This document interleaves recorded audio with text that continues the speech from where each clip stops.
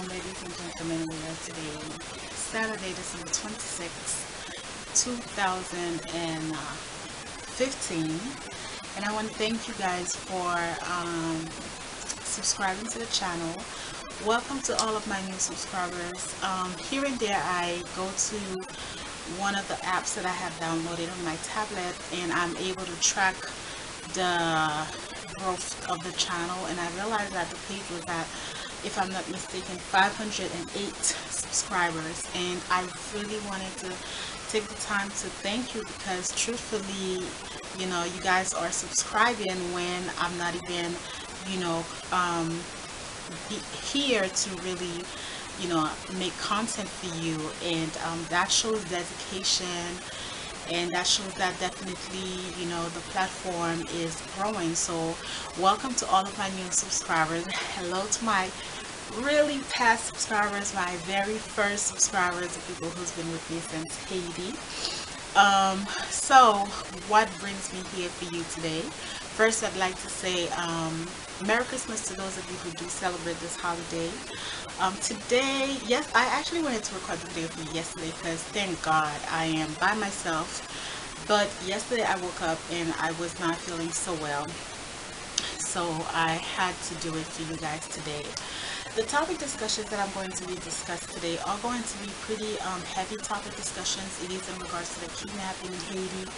And why am I coming here? Like, I know that I wanted to discuss this topic, and I was waiting until, like, you know, but I figured I might as well address it while I'm here, because I felt like it was very important. Now, on one of the videos that I made when I addressed the particular topic about the insecurity or the justice system in Haiti, I briefly talk about the insecurities in Haiti. And in that particular video, I mentioned to you that there were not really random crimes in Haiti. Now, a couple of weeks ago, there is this murder that was done on this 23-year-old young girl who was kidnapped by almost a family member. It wasn't a blood family member, but it was someone who knew the family. It was actually the driver of the family, who arranged with other people to kidnap her. And then they went on to ask about $100,000 Haitian to the father, and he did do the negotiation. Mind you, it was the guy who was the driver. He's the one who was negotiating. He's the one who went on to do all these things for the father, and he is the one who killed that young lady. And then so now, thank goodness, because we know how in Haiti there is never any justice. So the police got a hold of all of them, and they are right now into you know, into custody. So with that being said, I did not want this video to be ramble or out of the top of my mind, because it's definitely topics that are heavy, and I really wanted to address them the way they're supposed to be addressed. So I went ahead and I wrote down what you need to do. Now, this topic discussions in regard to kidnapping, I am going to address it for today in terms of the businessman, and I will come back. Hopefully I have time to, you know, be in alone, so that I can address it now to those of us who are Haitians, because it's totally a topic that is not going to be addressed the same way, because the risk and the precautions that someone like myself should take is not really the risk, and the precaution that a foreigner should take is just very different. So the first thing that I want to discuss is the kidnapping in Haiti, and the first point that we are going to discuss is how it operates. Okay, kidnapping in Haiti operates based on people who know you. People are not going to just look at you and kidnap you just like that. It is operated based on close relatives, based on someone who knows that you are either in the country to do business, or that you are coming in the country with a substantial amount of money, or someone who is just like this girl who is within your family. It could be the person who's taking care of your house. It could be someone who's taking care of your children. It could be the driver. Anyone who has sufficient knowledge of some type of transaction that you are putting in. This is why this is highly important to understand that Haiti is not really a country where you should trust any individuals. You should develop your own sense of, I don't want to say freedom, independence. You should not rely on someone to do certain things for you. Simple things. If you have children, it's better if you can organize between yourself and your children's father, or yourself and your children's grandparents, to pick them up off of school. I don't believe that you should trust individuals to go pick your kids up. So that's the first thing that you need to understand, is how the kidnapping operates in Haiti. In the video that I made when I addressed the bank, having too much money at the bank is an issue also in Haiti, because the banks constitute the top 3 places where you can get kidnapped, because they know what kind of transaction that you are doing. This is one of the reasons I said to you guys that it was better to not bank in Haiti. Like the transactions that you should be doing in Haiti, you can't do things like that. So the other point that I wrote is the targeted people. Who are targeted in Haiti? It really depends. Depending on where you live in Haiti, because in the past I've heard people who were kidnapped who were really humble people, like, simple people. So sometimes the action can be totally criminal.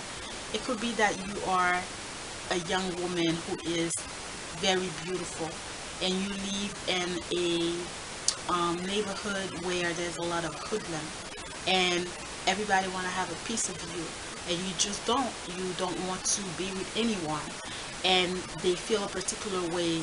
They feel like you think you all that, and you don't want to hang out with them, and they orchestrate your kidnapping just out of cruelty.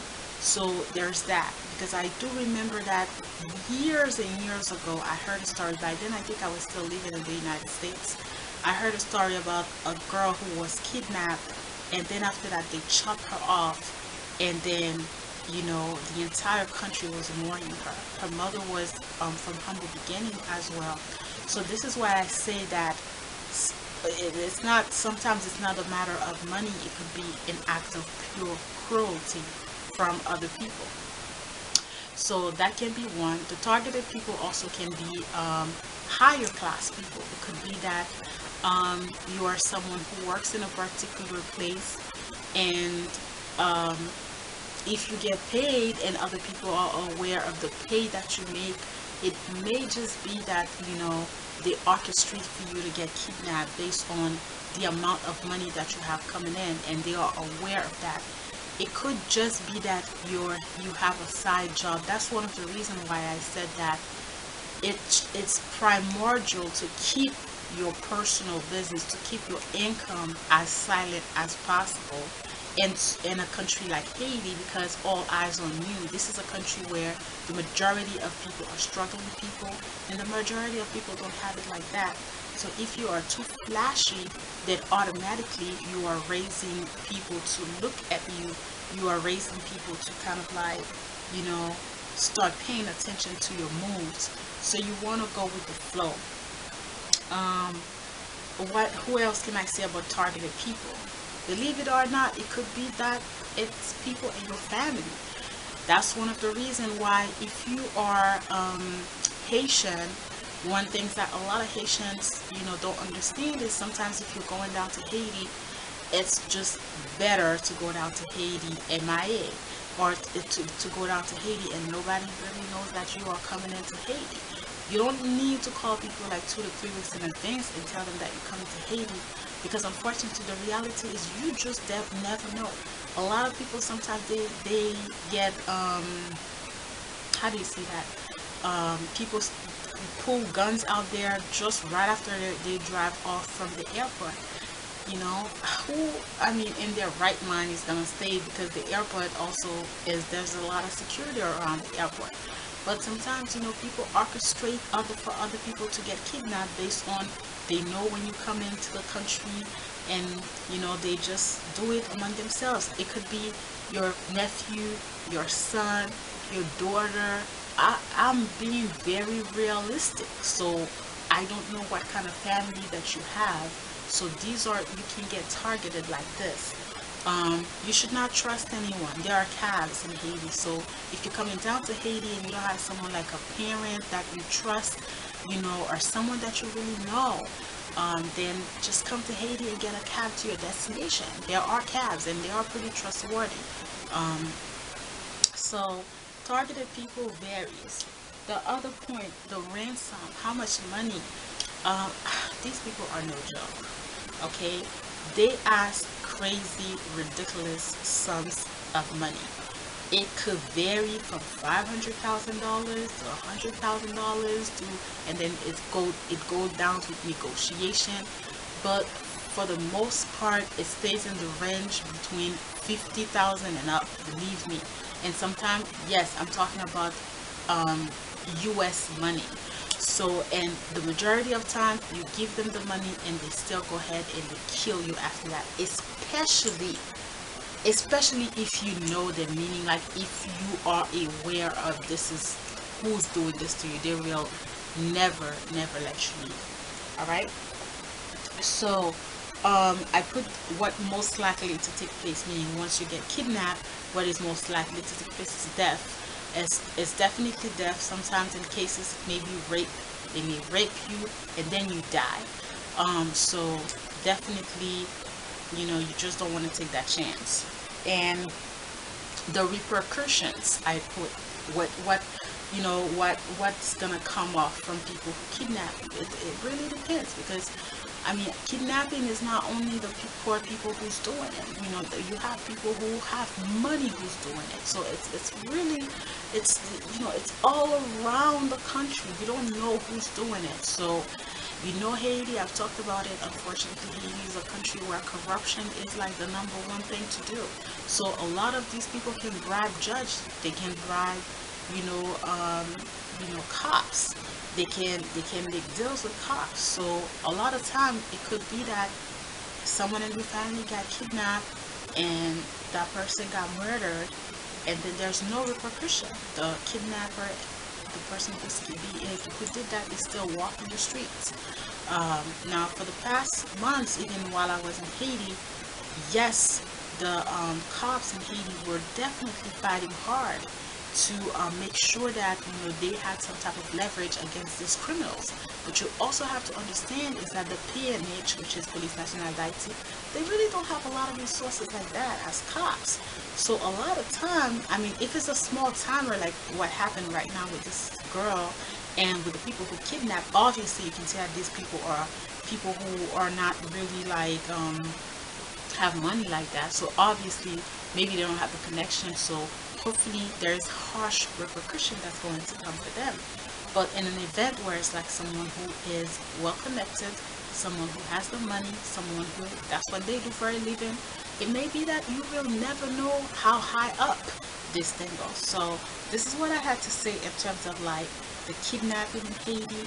So I really want you to be aware of that. Now I'm going to cut it out because I'm going to talk for the people who are going to be coming to Haiti and doing business, how to avoid being kidnapped in Haiti. Thank you for watching my videos and stay tuned for the next.